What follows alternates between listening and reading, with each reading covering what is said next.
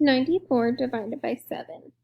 First, I'm going to draw my two boxes and then write out my place values with my 7 on the side. Then I'll write my 94 on the inside, and if I need to, my multiplication facts on the side.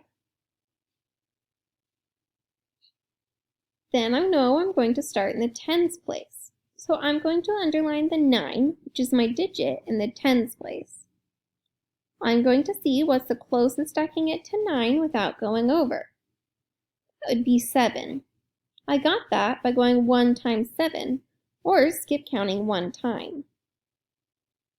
I write that 1 on the top. But remember, this 1 is in the tens place, so it's really worth 10. That's why we have our 0 there.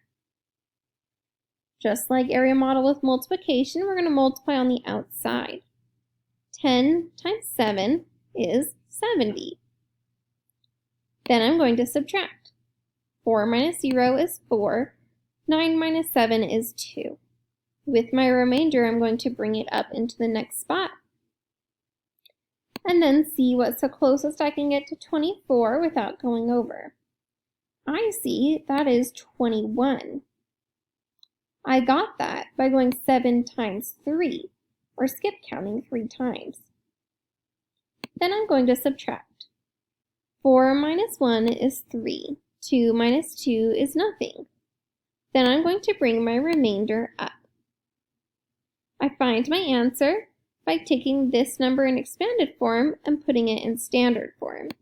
That would give me 13 with a remainder of 3. If you did that correctly, good job. If not, see which parts you're struggling with so on the next problem you can focus on that part.